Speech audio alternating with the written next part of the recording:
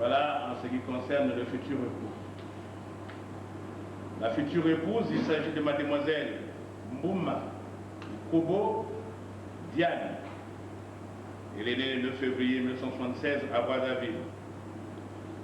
La profession n'est pas portée. Elle est de nationalité congolaise. Domicile, c'est mis Brazzaville. Mais il me semble que la future épouse vient des États-Unis. Vous êtes aux États-Unis. Vous êtes étudiante. Voilà. Donc, disons profession étudiante. Elle vit actuellement aux États-Unis. Depuis combien d'années, mademoiselle? Pardon? 2 ans et demi. Voilà. Alors, qu'est-ce qu'on va... On va parler en quelle langue? En anglais? On va continuer en français, puisque vous êtes congolaise. Voilà. Situation matrimoniale actuelle, elle est célibataire. Son acte de naissance porte le numéro 862 du 9/7/98, établi par l'officier d'état civil de l'arrondissement 6 d'Alangay. Elle est fille de Mbouma Paul et de Ikobo Jacqueline. Voilà en ce qui concerne la future épouse. Conformément à la loi, ils ont bien voulu se présenter à nous, accompagnés de 2 couples de témoins. Un couple de témoins pour Ludovic, Monsieur et Madame Ombessa, mariés officiellement. Voilà. Veuillez les applaudir.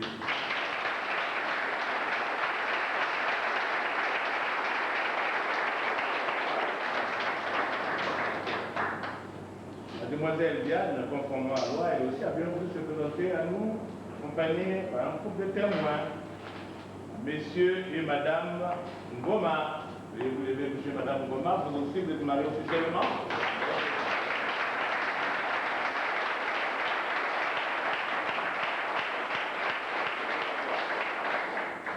Donc, vous avez là les 2 couples qui ont bien voulu accepter la lourde mission d'encadrer ces jeunes gens durant toute leur vie commune ici-bas, pour la vie terrestre. C'est ça, non? Voilà, jusqu'à la fin de vos jours, ici-bas, ce sont ces couples qui vont vous aider. Nous sommes des hommes, parfois dans le foyer, les contradictions ne manquent pas. Mais vous n'aurez pas peur parce que vous avez bien voulu choisir, n'est-ce pas, ces doyens qui vont vous encadrer, qui vont vous aider à travers leurs conseils. Vous connaissez ces 2 couples-là depuis longtemps, certainement. Par rapport à leur comportement, à leur vie exemplaire, vous voulez vous mirer sur eux. Voilà. Et maintenant, jetons un coup d'œil sur le contenu de l'acte de mariage que les futurs époux vont tout à l'heure signer avec nous. Ils ont pris des engagements. Car au fait, on ne peut pas s'unir sans autant prendre des engagements avant, en ce qui concerne la gestion des biens, par exemple. Ils auront des biens. Comment ils vont les gérer? À l'état civil, il faut donner son point de vue sur cette gestion-là. Et Mbassi aussi, en tant que citoyen congolais, il y a la possibilité de choisir parmi toutes les belles femmes du Congo, 1, 2, 3, 4, voire 5. Mais la décision, il faut la prendre avant le mariage. Et devant tout le monde, devant l'État congolais, pour éviter aussi les désordres après dans le foyer. Donc, c'est ce que nous avons vérifié auprès de Ludovic et de Diane. Ludovic, selon la loi congolaise, selon le code, vous mariez à 1 ou à plusieurs femmes. Donc, vous devez vous engager en direction d'une femme, en direction de 2 ou de 3. Mais la première doit être au courant de votre point de vue.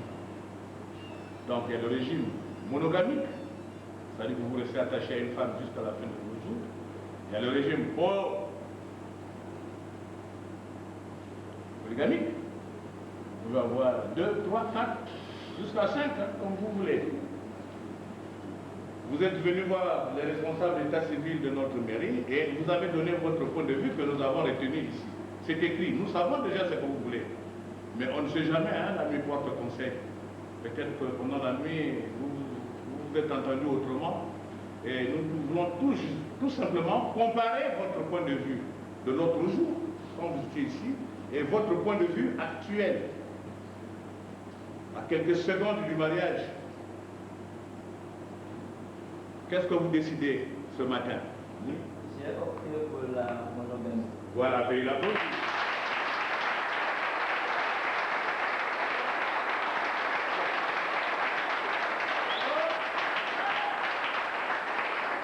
Ludovic va rester debout s'il veut bien. Il attend la réponse de sa chère Diane. Alors Diane, mademoiselle Diane, vous aussi vous l'aimez pour nous dire quelle est... Je sais ce que vous voulez déjà. Mais dites au peuple ici, à tous les parents ici, pour quel régime êtes-vous? J'ai opté pour la monogamie. Voilà.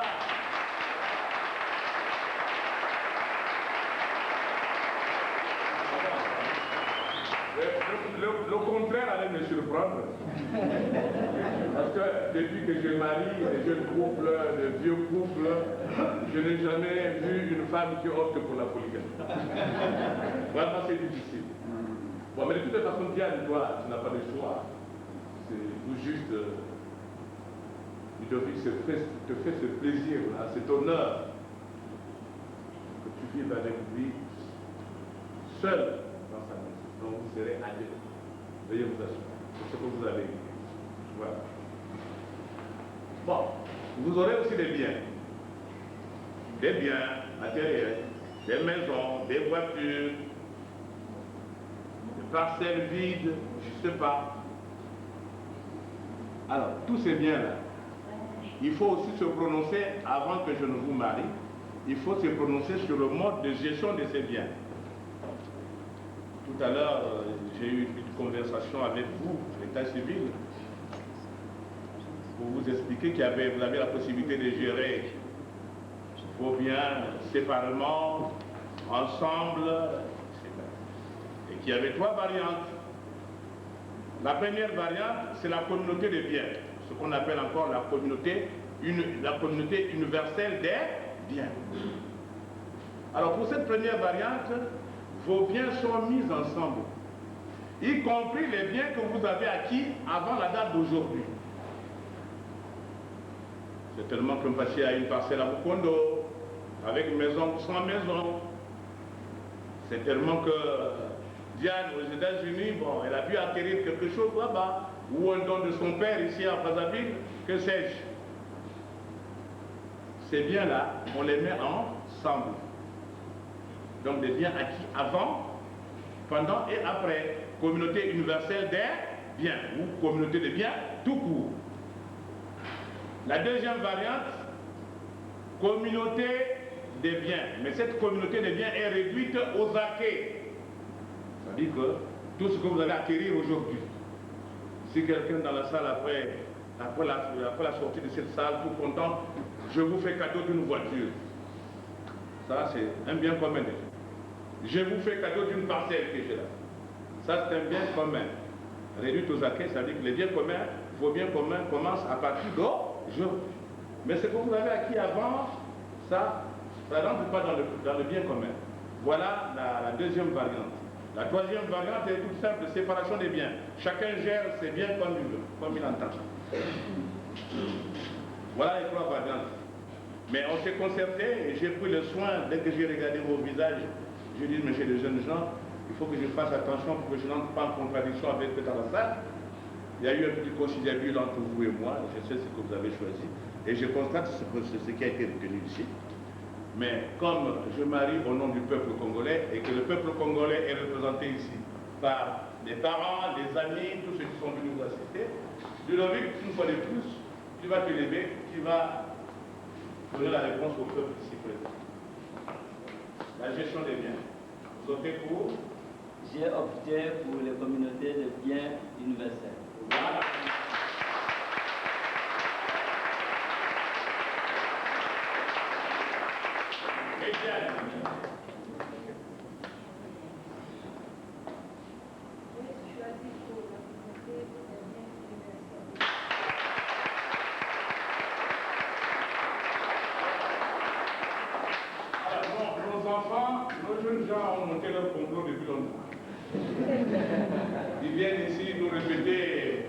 que le complot, mais ils sont francs au moins. Ils vous le disent ouvertement que nous voulons mettre nos biens ensemble. Se conforme à la loi. Ils sont majeurs, ils ne sont plus mineurs. Aucun parent ici présent ne peut leur dicter une ligne de conduite en ce qui concerne ce choix. Voilà ce que vos enfants ont choisi. Voilà ce que vos frères ont choisi, votre soeur, vos frères, ça veut dire que monsieur et madame ont choisi.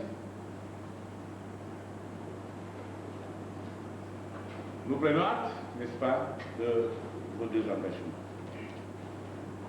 Ludovic, as-tu fait un enfant déjà dans la vie avec une autre fille? Non. Diane, as-tu fait? Parce que moi, je ne suis pas Dieu, mais je représente César. Amen. Voilà. Donc, devant Dieu, on ne ment pas. Devant César aussi, on ne doit pas mentir.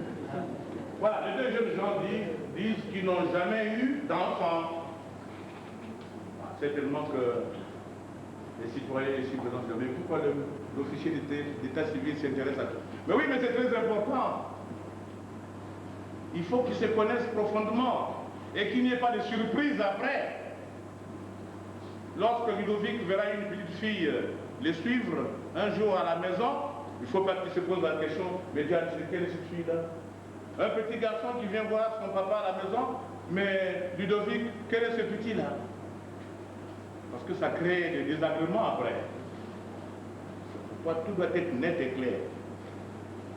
Mais maintenant, si j'avais des enfants, j'allais leur poser la question de savoir, Ludovic, acceptes-tu plutôt que l'enfant de Diane vienne vivre avec vous, ou bien rendre visite à sa mère, et à toi le nouveau père?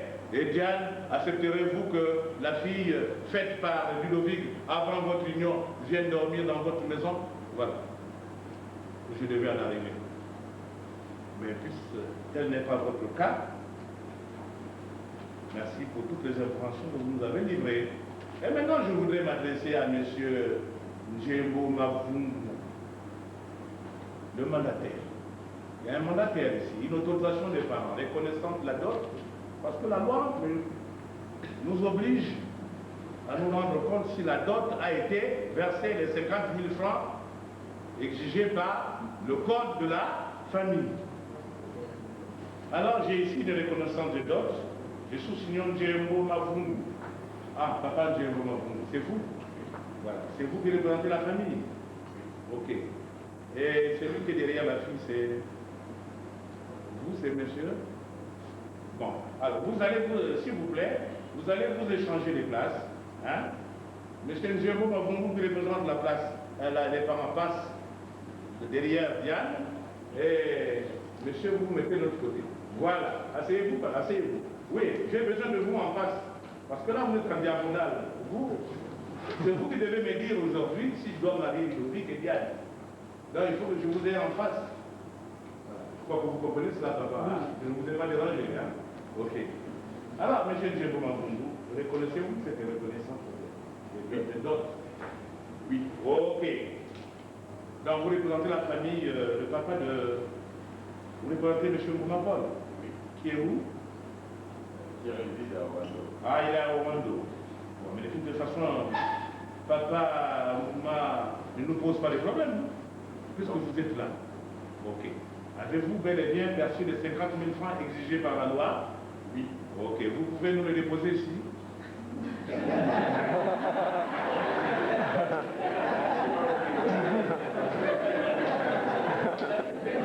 Ah, mais oui, c'est à lui de nous dire qu'est-ce qu'on a fait. Je l'ai piégé, mais... Alors dites-nous, si ça y est là, vous le déposez ici. Si ça n'y est pas là, dites-nous ce qu'on avait fait. Il y a 2 ans de cela. Voilà, il y a 2 ans de cela. Bon, faites-nous comprendre caca. Il y a 2 ans de cela. C'est déjà parti dans le parc.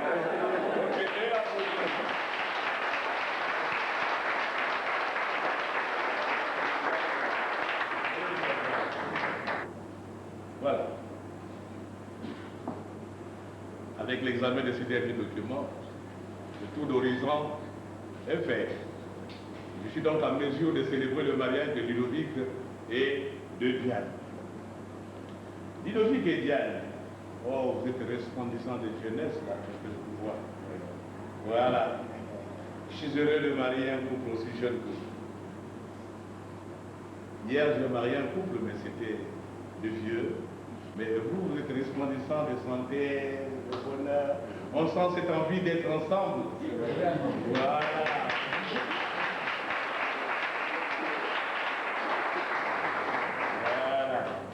Alors je vais vous marier maintenant. Je vous présente un document très important pour tout Congolais, pour toute Congolaise, le code de la famille.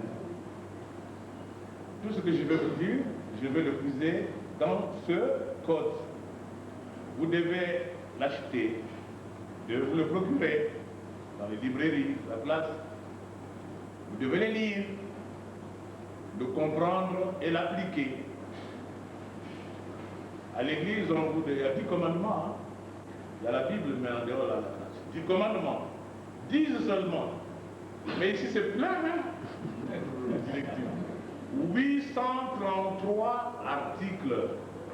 833 articles que vous devez lire, comprendre et appliquer. Parce que ce document va gérer toute votre vie. À l'intérieur, vous trouverez les réponses à tous les problèmes qui vont se poser à vous. Vous êtes fatigué un jour de vivre ensemble, je ne le souhaite pas. Vous appelez l'incompatibilité d'humeur, vous voulez vous séparer. Mais ce livre vous donne tous les renseignements possibles sur le divorce, la séparation. Je ne vous encourage pas à vous séparer. Aujourd'hui, c'est le mariage. Ce n'est pas le divorce.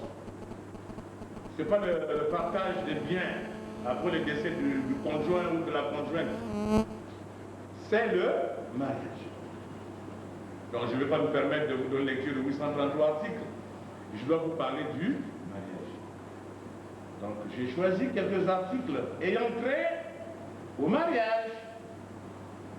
Et le but, c'est essayer de vous démontrer qu'en tant que futur époux, vous avez des droits et des devoirs. Diane aussi, en tant que future épouse, vous avez des droits et des devoirs au sein de votre foyer.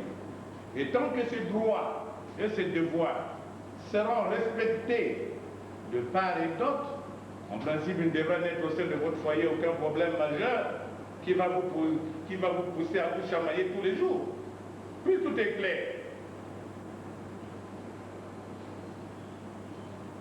Aujourd'hui, vous allez naître de nouveau. Vous allez oublier ce que vous étiez avant. Vous allez grandir. Et l'État congolais, et nous tous, nous attendons de vous, par exemple, des enfants. Les futurs cadres de ce pays. Ceux qui vont nous remplacer au poste de maire, au poste de président, au poste de député, tout ce que vous voulez. Voilà. C'est vous maintenant. Vous prenez la relève à partir d'aujourd'hui.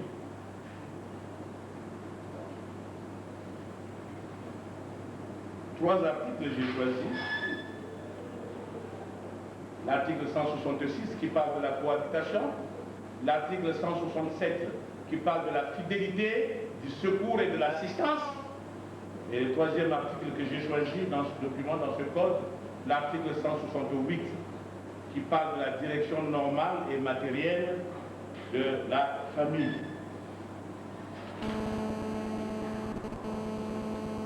Mais avant que je ne vous parle de ces trois articles que j'ai choisis, mais il va falloir que jeunes gens, que je vous donne au moins la définition du mariage. Le premier mariage que vous avez célébré auprès de vos parents, c'est tellement qu'on vous a fait asseoir sur une natte ou bien dans des fauteuils, échange de vin, donne le vin à papa, tire élément tu es Ludovic. Voilà le mariage traditionnel. Mais aujourd'hui, c'est quel mariage? Le mariage officiel. Alors, ce mariage a une définition que vous devez connaître. Et vous trouverez la définition de ce mariage dans le code, l'article 127. Que dit cet article 127? Définition. Le mariage est un acte public par lequel un homme et une femme établissent entre eux une union légale et durable dont les conditions de formation, les effets et la dissolution sont déterminés par le présent code. Le mariage est un acte public. Vous êtes venus voir les éléments de l'état civil ici, là. Ils vous ont posé des questions. Ils ont vu des renseignements sur vous, sur les témoins, sur vos parents. Ils ont rempli des fiches. Et ils ont annoncé au peuple congolais, par un acte qu'on appelle la publication des lois de mariage, ils ont annoncé votre mariage au peuple congolais tout entier, par un affichage. Donc les Congolais curieux savent qu'il y a un biologique et il y a une Diane qui s'est mariée aujourd'hui à l'hôtel de Bonaparte. Si les Congolais sont curieux, ils doivent le savoir, parce que c'est affiché. Et oui, Diane, on doit annoncer au peuple congolais, vous mariez.